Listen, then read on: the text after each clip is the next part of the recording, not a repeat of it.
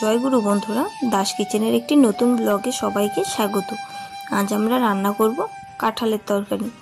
তার জন্য কাঁঠালটা আগে ভেজে নেব। তার জন্য কড়াই বসিয়ে দিয়েছি।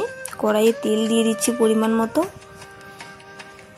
আর কাঁঠাল আর আলুটা আমি অফ ক্যামেরায় সেদ্ধ করে নিয়েছি নুন আর হলুদ দিয়ে।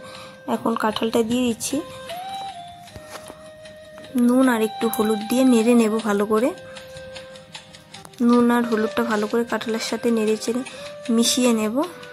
মেশানো হয়ে গেছে। এখন আমি সেদ্ধ করা আলুটা দিয়ে দিচ্ছি। এখন ভালো করে কাঁঠাল আর আলু ভেজে নেব। হলুদটা একটু প্রয়োজন ছিল, তাই আমি আর একটু হলুদ দিয়ে অ্যাড করলাম। কাঁঠাল আর আলু আমার ভাজি হয়ে গেছে। এখন নামিয়ে নিলাম। এখন এই কড়াইয়ে সোমবাস দিয়ে দেব। সোমবাসের জন্য আমি তেল দিয়ে দিচ্ছি। তেলটা আমার গরম হয়ে গেছে। এখন আমি সোমবাসের জন্য দিচ্ছি 2টো শুকনো লঙ্কা, একটা দারচিনি, তেজপাতা আর 5 ফোড়ন। এখন ফোড়নটা আমি সুন্দর লাল লাল করে ভেজে নেব। ভাজা হয়ে গেছে। এখন আমি মশলাটা অফ ক্যামেরায় করে রেখেছিলাম সেটা দিয়ে দিচ্ছি। আর আমি মশলাতে নিয়ে নিয়েছি টমেটো, একটু আদা, লঙ্কা আর জিরে। এখন আমি সুন্দর করে মশলাটা নুন হলুদ দিয়ে কষিয়ে নেব। ভালো করে নেড়ে চেড়ে মিশিয়ে নিচ্ছি। তেলটা আমার ছেড়ে দিয়েছে মশলা থেকে। এখন সুন্দর গন্ধ বেরিয়েছে। এখন একটু জল দিয়ে দেবো এতে। আজ আমি ছোট আলু দিয়ে করছি, বড় আলু দিয়ে তো প্রায় সবসময় করাই হয়। আজ একটু ছোট আলু দিয়ে করছি। তখন আমি ভেজে রাখা আলু আর কাঁঠালটা দিয়ে দিচ্ছি।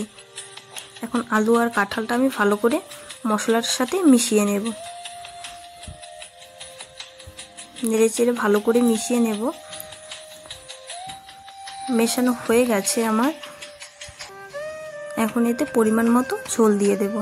খুব একটা বেশিও দেব না, খুব একটা কমও দেব না, মোটামুটি ঝোলটা দিয়ে দিয়েছি। এখন ঝোলটা সব কিছুর সাথে ভালো করে মিশিয়ে ফুটতে দেব।